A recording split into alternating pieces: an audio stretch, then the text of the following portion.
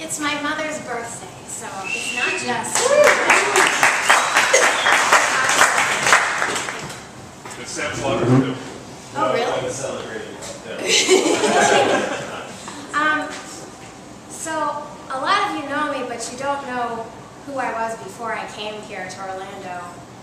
And I was like, I had a whole other lifetime before I came here to Orlando. So I feel like this should put a lot of stuff in perspective, and maybe you'll get to know me a little bit more. And Dr. Mudd, who's featured in this piece, he actually passed away about a year ago. We became good friends, and I miss him. He's a very cool guy. So this is sort of in tribute to him as well. It's called Ritual. It starts with a diagram. Susan, fellow patient, shows me the way via IMs, emails, phone calls, in which CFS patients are connected to this thing called the methylation cycle. I learned biochemistry online in between periods of crisis my boss goes through. This time my boss needs me to set up a phone conference with Berlin, but the time difference with Los Angeles is difficult. When we start our days, Berlin has already gone home 2 hours earlier, but they are willing to compromise. They will stay an hour late if we come in an hour early. My boss says there's no way he'll do it for them. Says he can't come in an hour early. Says his dog Apple has to be taken to doggy daycare at a certain time. I say I'll take her. Apple is a black lab mix, a rescue I once met via a sloppy kiss and a tail wag. My boss won her at a wine festival auction while drunk on apple martinis. I say to my cubicle neighbor, how does one get drunk on martinis at a wine festival? We come to the agreement, anything's possible with him. And my boss woke the next morning to a pile of dog shit on the floor, confused as to how he had a dog, and so began his love affair with Apple. But he doesn't trust me to take her to doggy daycare. So he argues with Berlin, and I argue with him. It's not unreasonable to compromise. In between smoothing things over with Berlin, I learn of the methylation cycle. I learn how our bodies need it for DNA replication, to rid toxins, to do the most basic fundamental tasks in our bodies. The idea, Susan says, is that there are parts in the cycle, genetic mutations, SNPs, not working for CFS patients. At least that's what some scientists she's talked to reasons. And that maybe it's the same for our kind too. Rich Van Konenberg is his name. So I read his PowerPoint presentation online. I study amino acids and vitamins in the cycle until I know them by heart and what other cycles they connect to. For instance, did you know that SAMe, or S-adenosylmethionine, escorts histamine out of the body? Or how B6 leads to the creation of a vital antioxidant, glutathione? Sometimes I hear myself spewing out these sorts of details to my cubicle neighbor.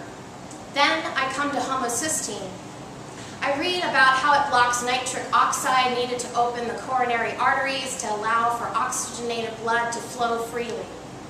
I think about my chest pain when walking, how my heart beats faster and harder, how it feels like I can't breathe.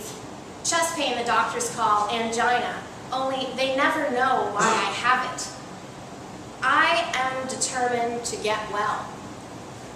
This thought is punctuated by every difficult breath while walking across the studio lot, past the sound stages, past the star wagons, past the men building sets, hauling lumber, cords, lights, even trees.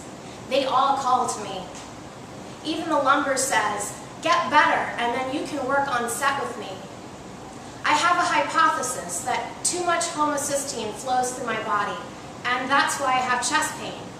Maybe it's even part of why I have dysautonomia. My cardiologist finally calls me back, and I argue, it's only a little blood work. What's the harm? It's not like I'm asking for surgery. And hey, when it turns out fine, you will have proven me wrong. He laughs and says okay, that he'll order the test. But when it comes back abnormal, he won't talk to me. I'm on the phone with his receptionist. She cups her hand over the receiver, but I still overhear him tell her to get rid of me. to tell me he's not there. I thought he'd at least refer me to someone else. I've been her, I think. I've been the puzzled assistant whose boss blows off someone with questions, someone who needs guidance. I imagine my old internship, the scripts piling up, the lost dreams piling up, and the acquisitions director saying, "Why do you talk with them? Why give them any hope? Just tell them I'm in a meeting, and eventually they'll take a hint." So I experiment on myself, left to my own devices. One day I count all the different vitamins and amino acids I take, clunky pills, white horse pills, tiny pink pills, orange tablets, clear yellow soft gels, white gel caps. The total is 22. Most I pop at home on my lunch break from the studio. I try folic acid for 2 months to combat the homocysteine, get a new blood test, and still it hasn't gone down. So I hunt for contact info on research papers. I email leading researchers of homocysteine. I explain my situation. And Dr. Finkelstein says he and his colleague, Dr. Mudd, are willing to help. I didn't have to beg. I didn't have to argue. They just want to help to be nice. How is this possible? On the phone, Dr. Finkelstein sounds like Ed Wynn. And while he speaks and often pokes fun at himself, I imagine Ed Wynn playing Dick Van Dyke's Uncle Albert in Mary Poppins, laughing so hard he's floated himself to the ceiling. Dr. Mudd seems only tolerant of me at first. I like to say, Dr. Mudd doesn't suffer fools. But then he calls, says my first shipment of blood samples and dry ice is lost in Tennessee. Several hours and phone calls later, I track the package down. He says, "I don't know how you found it, but good for you, Jen." I say, "I'm in the film industry. This is sort of my thing, fixing bizarre problems." Dr. Mudd realizes I'm no fool. There will be many more blood draws and changing of vitamin regimens until it's discovered I'm the first documented case of a betaine deficiency in the entire world.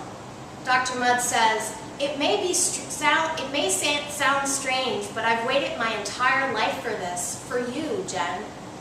And I begin calculating just how old he is, how long it took him through medical school, through his biochemistry PhD, how many years he must have pondered over the hypothesis that somewhere out there must be a betaine deficient patient.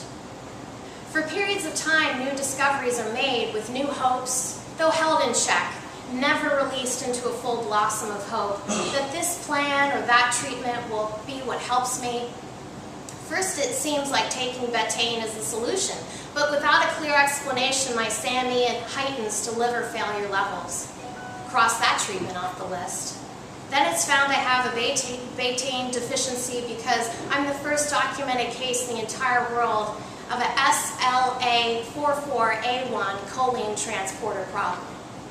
The transporters are like cars having trouble driving enough choline in and out of my cells, so I'm deficient in choline, and a choline deficiency leads to betaine deficiency, which leads to abnormally high homocysteine. I tell friends whose faces look like they're still putting together the first half of the sentence, let alone understanding the whole thing. I feel like there must be some kind of zoo for my kind of weird.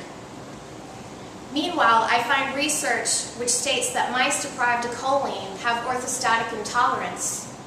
Go figure, light-headed mice, what will they think up next? The pieces feel like they're coming together, like a scavenger hunt, one by one, clues opening up to other clues. But Dr. Mudd says, sometimes the answers only lead us to more questions. He says, this science is so new, Jen. And I know it's a reminder that we may not find out the answers to my body in this lifetime. Finding information, connecting information, studying it all becomes my daily ritual. I am torn between building a life for the future and what feels like a backtracking to my childhood, my birth, my DNA, my family tree for answers that could help me better hypothesize a future. I'm losing myself in illness, and always, it seems like the phone rings. There's another meeting to set up. There's another expense report to do. There's one more battle with Berlin to smooth over. Thank you.